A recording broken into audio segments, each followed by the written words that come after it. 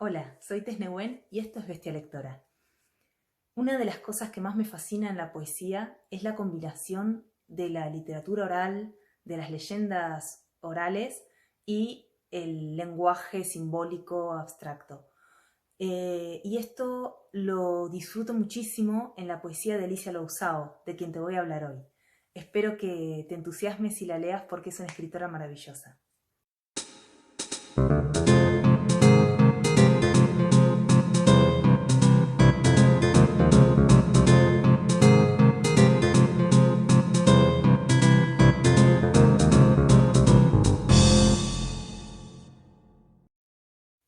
Conocí a Alicia Lousao con su libro Manual para la comprensión del insomnio, que publicó la editorial El Transbordador, que si no la conoces también debes darle una oportunidad porque es hermosísima.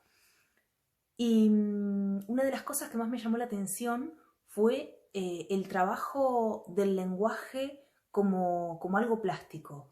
A través de este libro encontramos un montón de símbolos relacionados con la falta de sueño o con las ideas que pueden venirnos a la cabeza en esos momentos, pero narrados de una forma totalmente estética y jugando con la simbología. Posteriormente leí Circo Volador, que lo publicó la editorial Versátiles, que también es bellísima y recientemente publiqué en el blog la reseña de uno de sus libros, así que te recomiendo que te pases por ahí si no conoces la editorial. Y en este libro Alicia sigue trabajando con el simbolismo un poco más maduro quizás, pero todavía hay como cierto hermetismo, cierto uso del lenguaje abstracto que no termina de encajar en una única dirección, ¿no? Entonces son poemas que de alguna forma podemos interpretar de diferentes maneras, yéndonos por diversos caminos. Su nuevo libro, que se llama Las niñas que no queríamos ir a la escuela, si bien continúa en esa línea de simbolismo, es mucho más directo y me parece mucho más maduro. Me parece que Alicia ha conseguido unir el lenguaje de la literatura oral con la poesía, eh, usando recursos totalmente maravillosos. Me interesa sobre todo porque en este libro es como si tendiera mucho más a lo concreto, a lo tangible del lenguaje, ¿no? Quizás por el tema que trata, porque son narraciones, descripciones de la vida escolar de una criatura que no se siente cómoda en ese ambiente, ¿no? Entonces, en ese sentido, me ha parecido como súper maduro y me parece que lleva la poesía de Alicia Lousao a un nivel superior. Y es un libro que trata sobre el dolor, sobre el desprecio en la escuela, sobre la sensación de rareza, que no sé si te ha pasado, pero que muchos hemos experimentado en la etapa escolar. Y de alguna forma trata de explicar cómo todas esas experiencias pueden llegar a marcar nuestra personalidad, nuestro comportamiento, nuestras dificultades, nuestros temores, etc. Por eso me parece que es un libro que merece muchísimo la pena. Y ahora muy brevemente quiero señalar tres aspectos de lo estético que me parecen alucinantes. Me gusta mucho, pero mucho, el uso que hace de las repeticiones para denotar el asombro, tanto el asombro de la maravilla como el asombro ante el desastre, el desconcierto de no comprender lo que está ocurriendo, ¿no?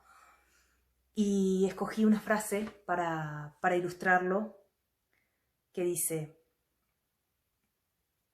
porque esto era mío, esto antes era mío, y ahora es mío, y es casa destruida donde estoy yo sola.